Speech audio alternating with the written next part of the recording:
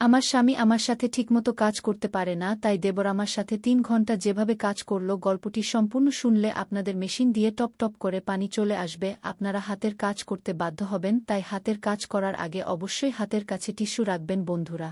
আমার নাম নেহা এবং আমি এখন ২৮ বছর বয়সী। আমাদের বিবাহ হয়েছে ৪ বছর হয়ে গেছে, কিন্তু এখনও আমাদের কোনো সন্তান নেই। আমার স্বামী অমিত একটি প্রাইভেট কোম্পানিতে চাকরি করেন এবং শহরে থাকেন। তিনি খুব পরিশ্রমী, কিন্তু তার কাছে আমার জন্য একেবারেই সময় নেই। আমাদের বিবাহিত জীবন শুধু একটা আনুষ্ঠানিকতা হয়ে দাঁড়িয়েছে। আমি চাইলেও তাকে আমার কষ্টের কথা বলতে পারি না। আমাদের বাড়ি গ্রামে, যেখানে আমার শাশুড়ি, শ্বশুর এবং দেবর থাকেন। আমার দেবর রাহুলের বয়স ৩০ বছর। তিনি গ্রামেই থাকেন এবং পুরোপুরি কৃষিকাজের দেখাশোনা করেন। তার শরীর মজবুত এবং সুঠাম, কারণ তিনি দিনরাত পরিশ্রম করেন। গ্রামে তার খুব সম্মান আছে, কারণ তিনি দায়িত্বশীল এবং বুদ্ধিমান ব্যক্তি। রাহুলের বিয়ে হয়েছে পুনম ভাবির সাথে এবং তাদের ২টি ছেলে আছে। তিনি তার স্ত্রীকে খুব ভালোবাসেন এবং সবসময় তাকে খুশি রাখার চেষ্টা করেন। তার জীবন পুরোপুরি তার পরিবারকে কেন্দ্র করে ঘোরে। যখনই আমি তাকে দেখি, ভাবি যে আমারও যদি এমন জীবন হতো, কিন্তু আমার ভাগ্য অন্য রকম ছিল। বিয়ে হয়ে ৪ বছর হয়ে গেছে, কিন্তু এই ৪ বছরে আমি বিবাহিত জীবনের সেই সুখ কখনো অনুভব করিনি যা প্রতিটি মেয়ে আশা করে।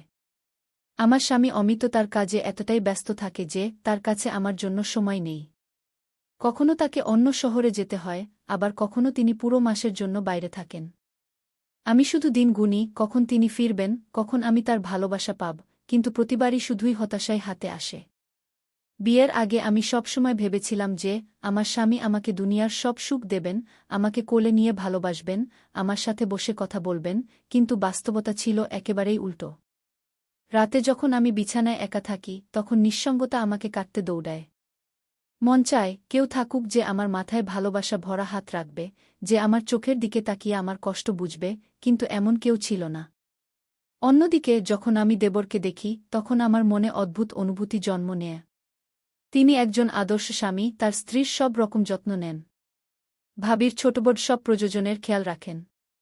ক্ষেতের কাজে যতটুকু সময় পান তা পরিবারটির সাথে কাটান। ভাবি যখনই তাকে কিছু বলেন, তিনি মনোযোগ দিয়ে শোনেন এবং তার সব ইচ্ছা পূরণ করার চেষ্টা করেন। আমি অনেকবার দেখেছি যে ভাবি যখন ক্লান্ত থাকেন, তখন দেবর নিজেই কাজে হাত লাগান। কখনো তার জন্য চা বানিয়ে আনেন, কখনো তার মাথায় আদর করে হাত বুলিয়ে দেন। বাড়িতে যখনই হাসিমজাক হয়, তখন দেবর তার স্ত্রীর সঙ্গেই বসে থাকেন।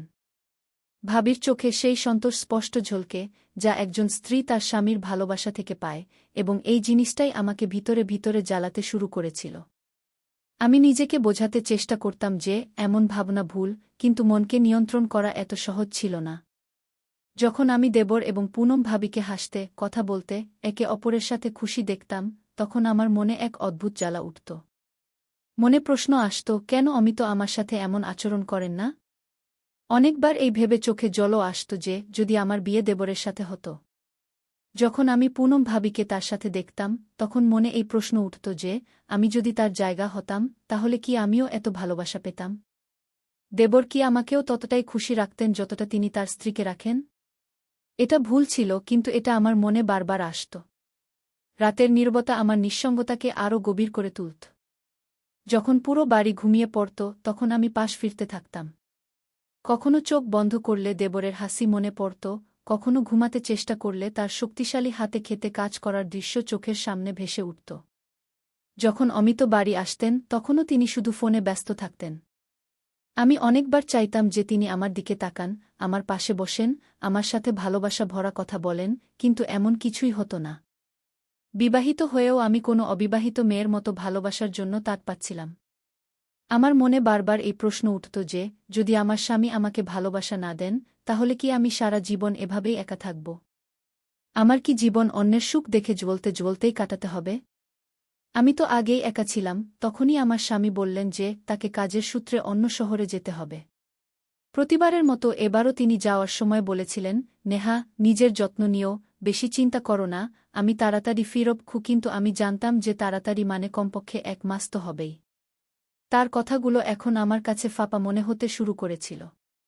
আমি কোনো অভিযোগও করতে পারতাম না, কারণ আমি নিজেকে বুঝিয়ে নিয়েছিলাম যে তার প্রাথমিকতা শুধু তাদের কেরিয়ার, আমি এখন নয়। বাড়ির সমস্ত কাজ এবং দায়িত্ব আমার এবং পুনম ভাবির ছিল। সারাদিন কাজে ব্যস্ত থাকতাম, কিন্তু মন তো সেখানেই ঘুরে বেড়াত জেঠির দিকে। সেদিন সকালের সময় ছিল। আমি উঠোনে কাপড় ধুচ্ছিলাম।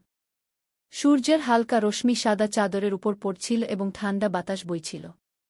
আমি বালতিতে কাপড় ভিজিয়ে রেখেছিলাম, কিন্তু যেই আমি কল খুললাম পানি আসল না। আমি বেশ কয়েকবার চেষ্টা করলাম, কিন্তু পানির এক ফোঁটাও পড়ল না। আমি এদিক ওদিক দেখলাম এবং দেখলাম যে জেঠজি ক্ষেত থেকে ফিরছিলেন। কপালে ঘামের ফোঁটা চকচক করছিল এবং তার শক্তিশালী শরীর, যা পরিশ্রমে গড়া হয়েছিল, সূর্যের আলো ঝলমল করছিল। আমি সংকোচের সাথে বললাম, জেঠজি, দেখুন না কল থেকে পানি আসছে না, একটু দেখুন কি হয়েছে কি। তিনি আমার কাছে এলেন এবং কিছু না বলে কলের দিকে ঝুঁকে গেলেন। আমি দেখলাম তার শক্তিশালী বাহু নড়ছিল যখন তিনি কল ঘুরাচ্ছিলেন। তার চওড়া কাঁধ এবং ঘামে ভেজা টি-শার্ট আমার হৃদস্পন্দন বাড়িয়ে দিচ্ছিল। আমি নিজেকে থামাতে চাইছিলাম, কিন্তু তার পুরুষত্ব, তার পরিশ্রম, তার প্রভাব, কিছু তো ছিল যা আমাকে আকর্ষণ করছিল। যেই পানিটি বইতে শুরু করল, আমি তাড়াতাড়ি আমার হাত বালতিতে ডুবিয়ে দিলাম, কিন্তু আমার কবজি তার হাতে ছুঁয়ে গেল। একটা হালকা শিহরণ পুরো শরীরে ছড়িয়ে গেল। তিনি আমার দিকে তাকালেন, আমি ঘাবড়ে গেলাম এবং মাথা নিচু করে নিলাম। এখন পানি আসছে, দেখে নাও। তিনি হাসলেন। থ্যাংক ইউ, আমি আস্তে করে বললাম এবং তাড়াতাড়ি কাপড় ধুতে লাগলাম, কিন্তু আমার হাত কাঁপছিল। সেদিনের পর থেকে আমি বারবার তাকে দেখতে লাগলাম। যখন তিনি খেতে কাজ করতেন, আমি লুকিয়ে জানালা দিয়ে দেখতাম। যখন তিনি কুর্তা বদলাতেন এবং তার শক্তিশালী বুক দেখা যেত, তখন আমার গাল লাল হয়ে যেত। মনে অদ্ভুত অস্থিরতা হতে লাগত। আমি কি তাকে ভালোবাসতে শুরু করেছিলাম, নাকি এটা শুধু আমার একাকিত্ব ছিল, যা আমার অনুভূতিকে বিভ্রান্ত করছিল? অনেকবার আমি ইচ্ছা থাকা সত্ত্বেও তার কাছে যাওয়া থেকে নিজেকে বিরত রাখতাম, কিন্তু তবুও আমার চোখ অনিয়ন্ত্রিত ছিল। আমি জেনে শুনে সেই সব জায়গায় যেতে শুরু করলাম, যেখানে তিনি থাকতেন, কখনো রান্নাঘরে, কখনো উঠোনে, কখনো কুজোর পাশে। এবং আমি লক্ষ্য করলাম যে তার চোখও আমাকে খুঁজতে শুরু করেছিল। একদিন যখন আমি উনুনে রুটি বানাচ্ছিলাম, তখন জেঠজি সেখানেই বসেছিলেন। আমি হালকাভাবে আটায় মাখা হাত আমার চুলে বুলিয়ে দিলাম এবং আমার বেনি খুলে গেল। চুল আমার কোমরে পড়ে গেল।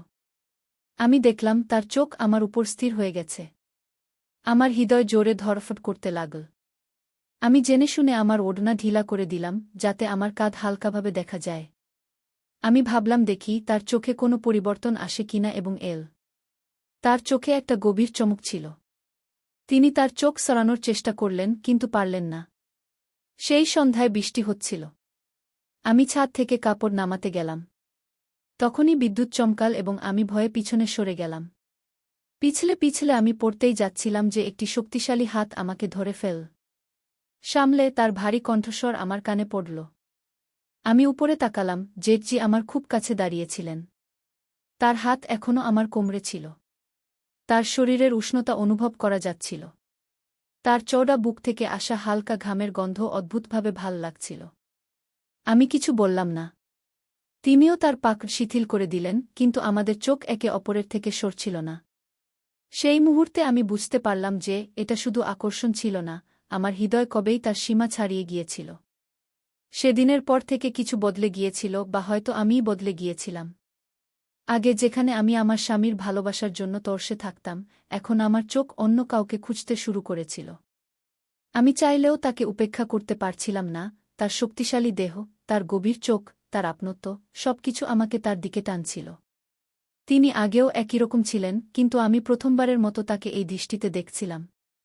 মনে প্রশ্ন উঠছিল, এটা কি শুধু আমার একাকিত্বের প্রভাব ছিল, নাকি সত্যিই আমার হৃদয়ে তার জন্য কোনো বিশেষ জায়গা তৈরি হয়েছিল? আমি এই প্রশ্নগুলোর সাথে লড়াই করতাম, কিন্তু উত্তর কখনো পরিষ্কার হতো না। যখনই আমি নিজেকে বোঝাতে চেষ্টা করতাম, কোনো না কোনো ঘটনা আমাকে আবার সেই মোড়ে নিয়ে আসত, যেখানে আমার হৃদস্পন্দন দ্রুত হয়ে যেত। এখন আমি চাইতাম যে জেঠজি আমার সাথে কথা বলুন, আমি চাইতাম যে তিনি আমার দিকে তাকান, আমার যত্ন নেন যেমন তিনি ভাবির নিতেন। কিন্তু তিনি তো আমার সাথে তেমনি আচরণ করতেন, যেমন আগে করতেন, সম্মান এবং মর্যাদার সাথে। এই বিশ্বাসটাই আমাকে আরও অস্থির করে তুলছিল।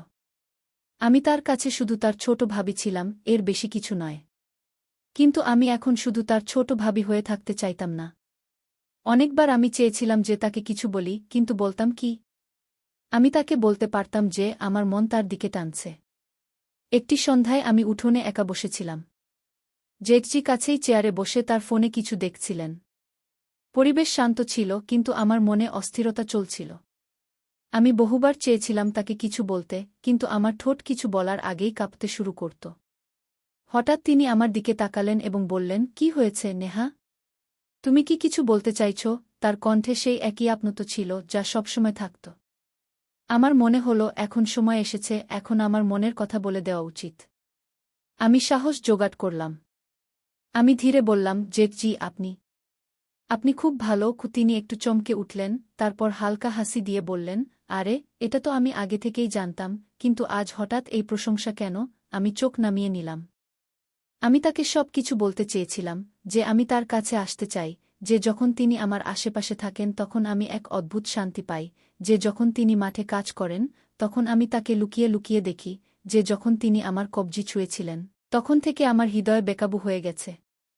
কিন্তু আমি কিছুই বলতে পারলাম না, শুধু হালকা হাসি দিলাম। জেঠজির প্রতি আমার আকর্ষণ এখন একটি খোলা রহস্যের মতো ছিল, অন্তত আমার হৃদয়ের কাছে। যখনই আমি তাকে দেখতাম হৃদয়ে অদ্ভুত চাঞ্চল্য হতো। তার কণ্ঠস্বর, তার হাসি, তার মাঠে কাজ করা, সবকিছু আমাকে তাকে আরও টানছিল। কিন্তু এই আকর্ষণ একতরফা ছিল। জেঠজি হয়তো কখনো অনুভব করেননি যে তার ছোট বৌদি তাকে এভাবে দেখেন। তার কাছে আমি শুধু পরিবারের একজন ছিলাম, শুধু অমিতের স্ত্রী। তিনি কখনো এমন কিছু করেননি যাতে মনে হয় যে তিনিও আমার সম্পর্কে কিছু ভাবেন, এবং এই বিশ্বাসটাই আমাকে আরও অস্থির করে তুলছিল। তারপর সেই দিন এল যখন অমিত 1 মাস পর বাড়ি ফিরলেন। আমি ভেবেছিলাম যে আগের মতো এবারও তিনি শুধু তার কাজের কথা বলবেন এবং আমাকে উপেক্ষা করবেন, কিন্তু এবার কিছু বদলে গেছে বলে মনে হল। বাড়িতে ঢুকেই তিনি জিনিসপত্র রাখলেন এবং সোজা আমার দিকে এলেন। "কেমন আছো, নেহা?" তার কণ্ঠে আগের মতো শীতলতা ছিল না। তার মুখে সেই পুরানো ভালোবাসা ফিরে এসেছিল, যা আমি বিয়ের শুরুর দিনগুলিতে দেখেছিলাম। আমি হালকা হাসি দিয়ে বললাম, "ভালো আছি। আপনি কেমন আছেন?" আমি আশা করিনি যে তিনি আমার কাছে এসে আমার হাত ধরবেন, কিন্তু তিনি তাই করলেন। তার স্পর্শ আলাদা ছিল, আগের মতো নয়, বরং আরও গভীর, আরও সত্য। "নেহা, আমি জানি যে আমি তোমাকে আগের মতো সময় দিতে পারিনি, কিন্তু এখন আমি চেষ্টা করব।" আমার হৃদয় ধড়ফড় করে উঠল। একই সেই অমিত ছিলেন যার অনুপস্থিতি আমাকে অন্য কারো দিকে টেনে নিয়েছিল। এখন আমার সামনে দুটি পথ ছিল, একটি যা আমি এতদিন ধরে দেখছিলাম, অর্থাৎ জেঠজি, এবং অন্যটি যা আমি কখনো গ্রহণ করিনি, অর্থাৎ অমিত। আমার হৃদয়ে চাঞ্চল্য শুরু হল। আমি কি এখনও জেঠজির জন্য একই অনুভূতি রাখি? সেই রাতে যখন আমি একা ঘরে বসেছিলাম, তখন আমি নিজেকে এই প্রশ্ন করলাম, এবং উত্তর ধীরে ধীরে স্পষ্ট হতে লাগল। যখন আমি আমার জীবনকে ভালো করে দেখলাম, তখন অনুভব করলাম যে জেঠজির প্রতি আমার আকর্ষণ ভালোবাসা ছিল না, বরং শুধু একটি অপূর্ণ চাহিদা ছিল, সেই চাহিদা যা আমি আমার স্বামীর মধ্যে দেখতে চেয়েছিলাম, কিন্তু কখনো দেখতে পাইনি। যখন আমি অমিতের কাছ থেকে সেই ভালোবাসা পাইনি, যা আমার প্রয়োজন ছিল, তখন আমি তা অন্য কোথাও খুঁজতে শুরু করেছিলাম। এবং সেই অন্য কোথাও আমার নিজের বাড়িতে, জেঠজির রূপে। কিন্তু জেঠজি কি কখনো অনুভব করেছিলেন যে আমি তার জন্য কিছু অনুভব করতে শুরু করেছিলাম? না। তিনি কি কখনো আমার চোখে কোনো পরিবর্তন দেখেছিলেন? না। এবং এটাই সঠিক ছিল। তিনি ঠিক তেমনি ছিলেন যেমন সবসময় ছিলেন, তার মাঠ এবং পরিবারে ব্যস্ত, তার সন্তান এবং স্ত্রীর প্রতি সমর্পিত। আর আমি এখন ধীরে ধীরে এই অনুভূতি থেকে বেরিয়ে আসছিলাম। অমিত এখন সত্যিই বদলে গিয়েছিলেন। তিনি এখন আমার সাথে বেশি সময় কাটাতে শুরু করেছিলেন। রাতে যখন আমি পাশ ফিরতাম তখন তিনি আমার হাত ধরে ঘুম পাড়াতেন। এখন যখন আমি উঠোনে বসি তখন আমার চোখ জেঠজির দিকে যায় না। এখন যখন তিনি মাঠে যান তখন আমি লুকিয়ে তাকে দেখার চেষ্টা করি না। এখন যখন তিনি আমার কাছে থাকেন তখন আমার হৃদয় জোরে ধড়কে না, কারণ এখন আমি বুঝতে পেরেছি যে আমার যে ভালোবাসা দরকার ছিল তা অন্য কোথাও নয়, আমার নিজের স্বামীর কাছেই ছিল। সবকিছু বদলে গিয়েছিল, কিন্তু একটি জিনিস যা কখনো বদলায়নি, তা হল জেঠজি কখনো অনুভব করেননি যে আমি তাকে পছন্দ করতাম। এবং হয়তো এটাই ভালো ছিল। আমার হৃদয়ে যে অনুভূতিগুলি ছিল তা এখন হারিয়ে গেছে। জেঠজি এখনও একই রকম হাসি খুশি, তার কাজে ব্যস্ত, তার স্ত্রী এবং সন্তানদের সাথে খুশি। আমি এখনও সেই একই বাড়িতে আছি, কিন্তু এখন আমার মনোযোগ শুধু আমার স্বামী এবং আমার বিবাহে। কখনো কখনো কিছু ভালোবাসা শুধু অনুভূতি হয়ে থাকে, কাউকে জানানো ছাড়াই। তো বন্ধুরা, একজন নারীর জন্য ভালোবাসা শুধু একটি অনুভূতি নয়, বরং তার পুরো বিশ্ব। যখন সে তার স্বামীর কাছ থেকে সেই ভালোবাসা পায় না, যা তার প্রয়োজন, তখন তার হৃদয় বিচলিত হতে শুরু করে। নেহার সাথেও এমনটাই হয়েছিল। অমিত যদি সময়মতো না বদলতেন, তাহলে হয়তো তার একাকিত্ব তাকে এমন পথে নিয়ে যেত, যেখানে দুটি পরিবার ধ্বংস হতে পারত, তার নিজের এবং তার জেঠের। তাই প্রত্যেক স্বামীর বুঝতে হবে যে, তার স্ত্রী শুধু রুটি বানানো এবং ঘর সামলানোর জন্য নয়, তারও ভালোবাসা, সম্মান এবং আপনত্ব প্রয়োজন। যদি সে এসব না পায়, তাহলে সে অন্য কোথাও ভালোবাসা খুঁজতে শুরু করে, এবং এটাই যেকোনো সম্পর্ক ভাঙার সবচেয়ে বড় কারণ হয়ে দাঁড়ায়। আপনার এই গল্পটি কেমন লাগল? যদি আপনার এই গল্পটি পছন্দ হয়ে থাকে, তাহলে লাইক করুন, কমেন্ট করে আপনার মতামত জানান এবং আমাদের চ্যানেল সাবস্ক্রাইব করুন, যাতে এরকম আরও হৃদয়স্পর্শী গল্প আপনার কাছে পৌঁছাতে পারে। ধন্যবাদ।